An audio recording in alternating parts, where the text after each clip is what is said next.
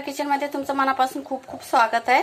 चला आज आपण नारळी पौर्णिमा विशेष आपण याचा भात बनवूया नारळाचा।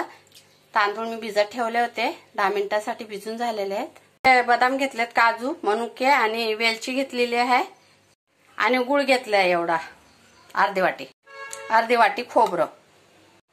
पटकन बनतो हा भात असा। चला आता थोडंसं तूप टाकलंय। वेलची जे आहे ती मी फोडून घेतलेली आहे वरोट्याने। आता हे याच्यात टाकून देऊया आणि थोडंसं परतून घेऊ। परतून घेतलंय, आता तांदूळ परतून घेऊया। आता हे पण परतून घेऊया थोडंसं। वेलची फोडून टाकली का वेलचीचा मस्त सुगंध येतो भाताला। चला आता तांदूळ परतून घेतलेत, आता खोबरं टाकूया अर्धी वाटी। खोबरं पण परतून घेऊ।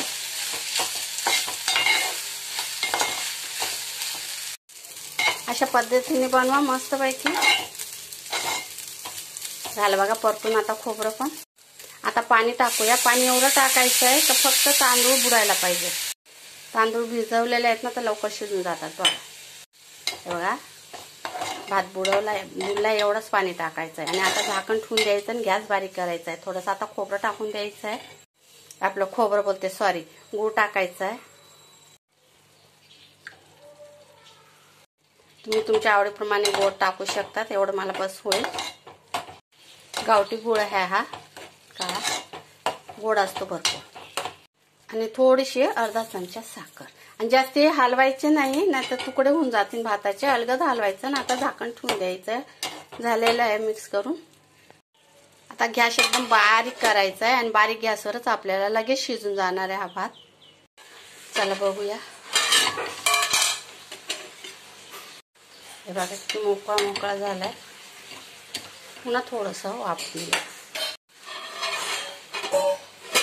खालून तवा ठेवलेला आहे, म्हणजे तव्यावर ठेवायचं आहे, म्हणजे खाली भात लागणार नाही आणि छान मोकळा पण होईल। आणि गॅस मिडियमच ठेवायचा। मिडियम नाही, एकदम बारीक गॅसवर ठेवायचं आहे। बारीक गॅसवरच आपल्याला शिजवायचं। चला बघा भात झालाय तयार। मस्तपैकी मोकळा एकदम भात झालेला आहे बघा।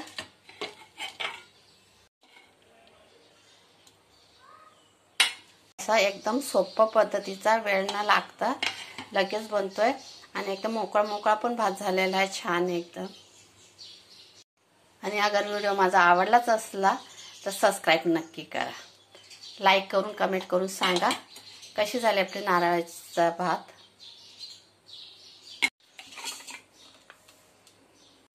तुळशीचं पान ठेवूया। चला राखी स्पेशल आहे।